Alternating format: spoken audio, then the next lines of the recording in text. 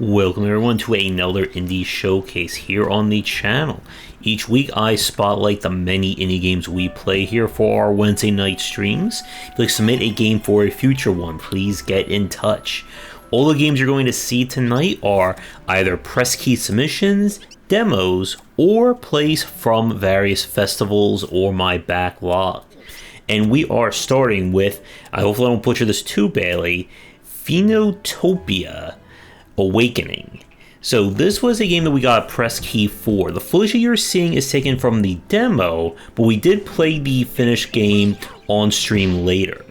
And this is a massive action-adventure Metroidvania style platformer, where one day our village adults have all been kidnapped by strange forces, and to save them we are going to have to go out into the world, explore, find power-ups, and do all the other kind of adventure platforming rigmarole that we've come to expect. So the game is definitely a shooting for the fences in terms of its gameplay. This is a massive title.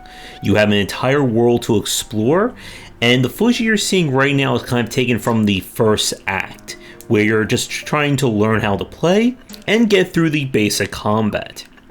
The game features multiple difficulty settings, there are crafting elements to this game, and there is just so much to it. My big problem that I had with it, and what kind of stopped me from really enjoying it, is that once you make it past the opening and the kind of quote-unquote real Dark Souls begins, I didn't find the open world structure to be that interesting or that inviting to keep playing. This is one of those games that does have that habit of, here's an entire area to explore, we're not going to tell you any idea as to where to go, what items you need, what you even need to be doing.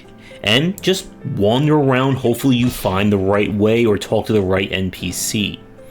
And it's definitely not a good game to play if you have a lot of other games to play as well. And when you start out, you really don't have a lot of options in terms of combat. I felt the control system was a little finicky with having to constantly go back to the inventory and manage things, but the game does feature hotkeys and a quick bar that you can make use of. So overall, this is definitely a game that is made, or the focus is certainly on quantity. And while I did eventually stop playing it, if you are looking for a very, very big action-adventure game to play, I would say definitely check this one out. But if after like the opening act that you're either find the game frustrating to play, or it just becomes too overwhelming for you, then the game only grows from there. And it may be too much without, I think, a solid focus for a lot of people to really, get their hands around. For our next game, this is Song of Farca. The footage you're seeing is from the demo, but we did play the full game on stream. And this is a visual novel meets choose your own adventure style game. It is the far future, and we are playing as a hacker / private investigator who is being asked to perform or solve various cases in the city of Farca, and I'm pretty sure I may be butchering that pronunciation.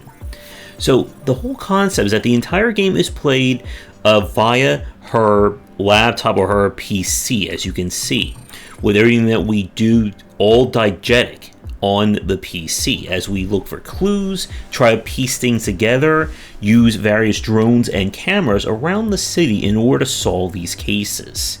Now, a major point of this game is that there are multiple routes and multiple paths through each case. The more information you find, the more you're able to kind of uncover and reveal what's going on. But with that said, the game's story is kind of told outside of these cases. So it's not like if you do bad on one case, the story ends, game over. And I really like the concept of this game, especially how you do have to piece things together. With that said, my main issue that I have with Song of Farca is that it is still entirely linear. Each case has a set route from beginning to end, especially if you're trying to get the good route or the good ending to it. And there were some situations where it felt like I knew the answer. I knew what the game wanted me to say or the correct clue. But because I didn't present it in the right order, or because I didn't do something previously, the game was refusing to kind of take the next route.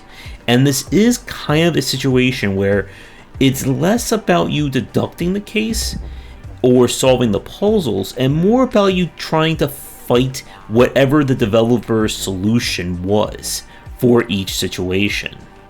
And there are a few kind of weird logic puzzles that I had to look up solutions to when I was playing it. But still, I think this is a really solid attempt at kind of merging visual novels and adventure game design together. Not the best game to play on stream, unfortunately. But if you are looking for another take on adventure style gameplay, and one that does things a little bit differently, I would say definitely check this one out. As we move on, we now go to Sonority, and I'm pretty sure I butchered that name as well. This was a demo that I played on my own, and this is definitely an interesting concept if you are able to get good at it. So, as you can tell by our play here, we are doing musical bass puzzles, where your job is to carry the note or the correct tones from statue to statue in order to change or affect the world around you. And each section presents a different puzzle. Get through the puzzle, move on to the next. And it is a really great concept for a puzzle game. My problem, though, as those of you who've watched these streams and videos know, I cannot do any kind of musical or rhythmic bass design at all, be it puzzle, action, or whatever. All this game really needs is a few, hardcore stealth sections, and this will be like the perfect anti-Josh game right here. So, unfortunately, there's not a lot of footage that I can show, because as soon as we got to the point where the game wants you to start messing or changing the various pitches of each tones, that's when, the hands went up and the white flag went out. Like, I was not doing that here. So, if you are good at music and not rhythmically challenged like yours truly, I would say definitely give this one a check. But, again, if you have no rhythm, this is not the game you want to play.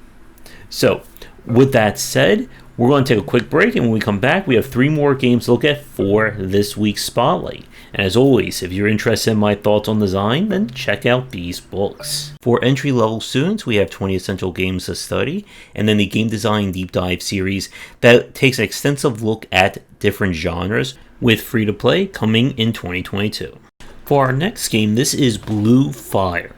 And this was a game we played last year, and this is a very challenging 3D platformer. Our concept is that we are, of course, a mysterious being trapped in a strange castle. In order to figure out what is going on, we are going to have to platform, hack, slash, and more platforming in order to get through it. So the game itself definitely combines third-person action combat, but there is definitely a greater focus on the platforming compared to some of the recent examples that we've played in the past. The problem that I had with Blue Fire, though, is twofold. One, the game goes for an open-ended structure, so the entire world is quote-unquote open, as you need to find upgrades, keys, and other things in order to unlock more areas.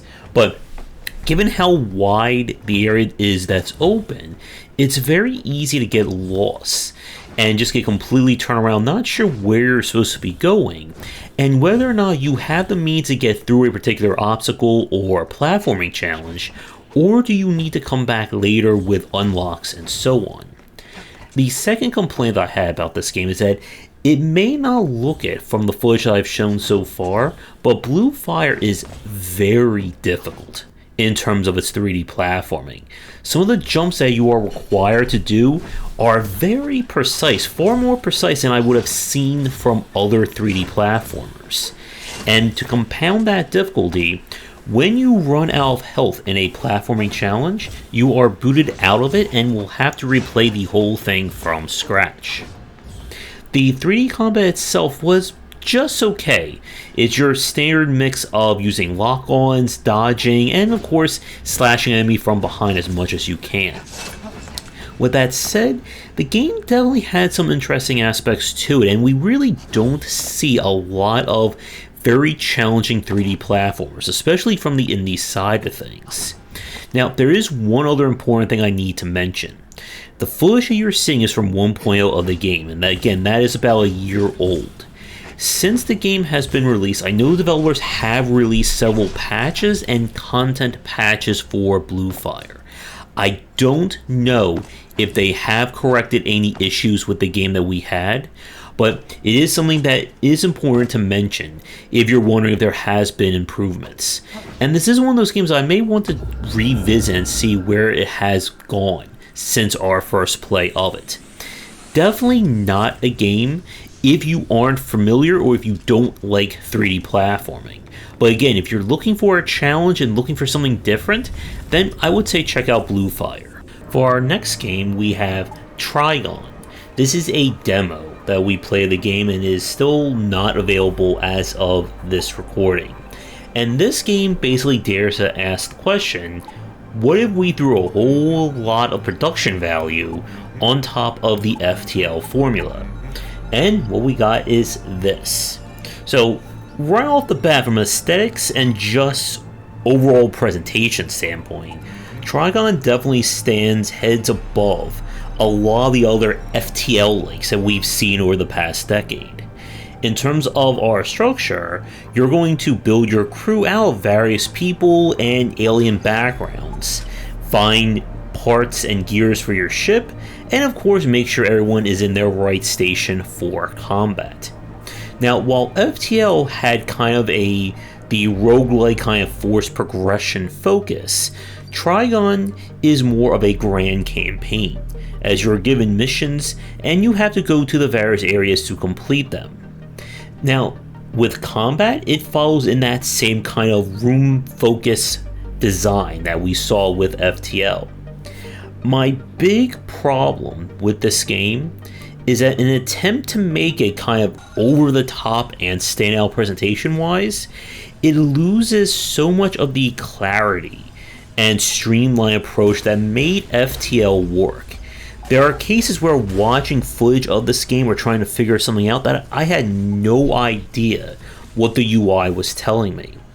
And again, while this footage, or while the game is still not out yet, I hope that they've spent some time kind of refining the UI and UX, as trying to go above and beyond the FTL formula is something that we really haven't seen another developer at least attempt at this scale. So there's definitely potential here with Trigon, but if they can't get past making it easy to understand what's going on, then it's going to fall once again back into that group of games that try to emulate FTL and failed to do so. For our final game of this week's Spotlight, this is Pronty, a Fishy adventure, or just Pronty Fishy Adventure. And this is a game that is basically, what if we combine the aquatic adventures of The Last Human with Aquaria? You play as Pronty here, who is the latest in a group of fish creatures who are trying to protect the oceans in the post-apocalypse where humanity is no longer around. When, of course, something horrible happens, and it's up to them and their robotic swordfish companion in order to figure out what is happening and most likely save all of ocean kind. So this, again, follows in the same footsteps as Aquaria, that it's a swimming-based Metroidvania, where instead of us attacking directly, it's up to our swordfish friend that we control using the mouse pointer to stab, swim, and go all around while we avoid damage ourselves.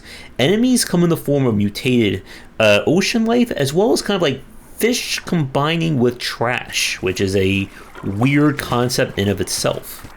So, as with Metroidvania designs, you'll go throughout the world finding upgrades, getting new abilities for you and your swordfish, and of course use that to unlock more areas.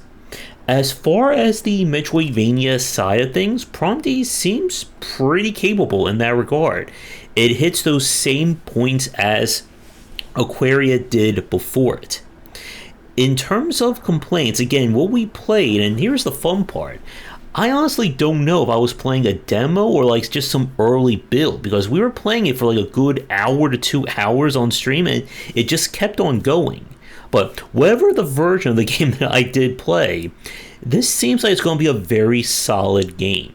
Again, if you are a fan of Metroidvania design, then definitely keep an eye out for Pronty when it's released in 2022.